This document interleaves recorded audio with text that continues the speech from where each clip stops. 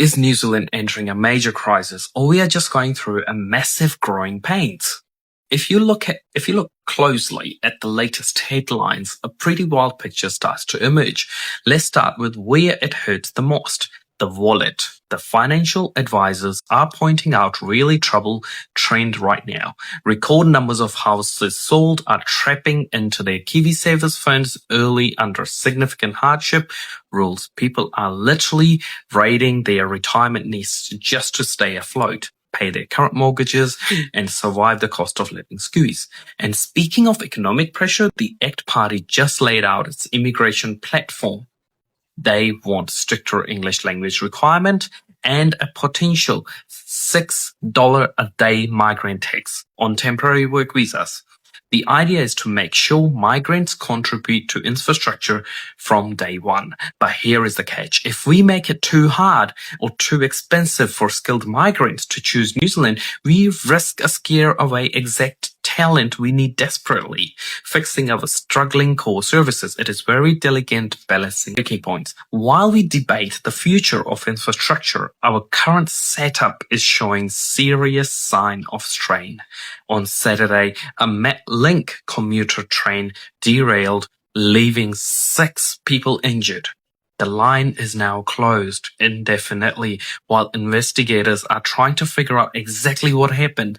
Officials called the incident dreadful and are begging the public for any video footage of the incident. It is a stark reminder that our transit network is under heavy pressure.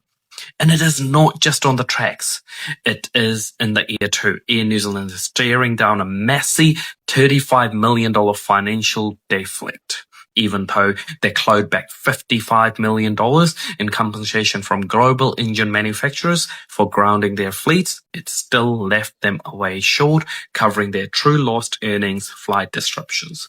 Keeping New Zealand moving safely is getting incredibly expensive.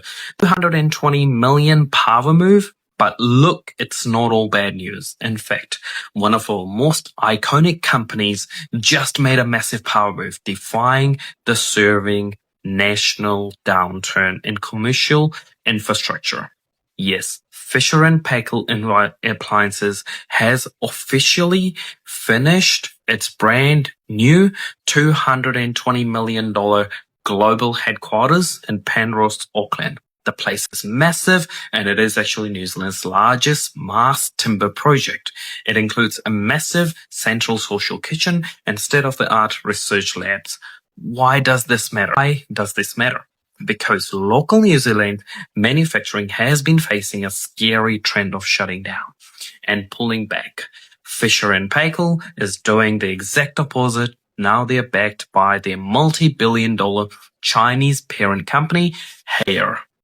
Haier could have built this cutting-edge research hub anywhere in the world, like China. Choosing a South Auckland is a massive vote of confidence in a Kiwi engineering, a design talent.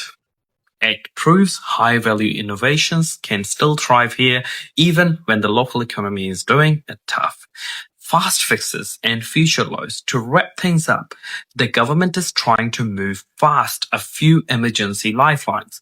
First, Finance Minister Nicola Willis announced that work to upgrade 93 million litres of fuel storage on Mendelssohn Point is complete.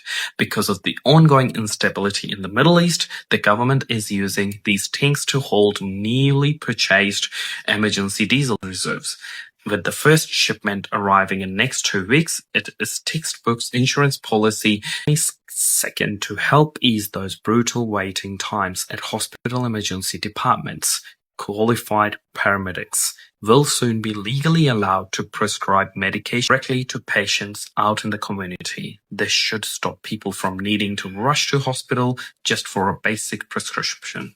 Finally, we have big warning from the tech sector, copyright licensing.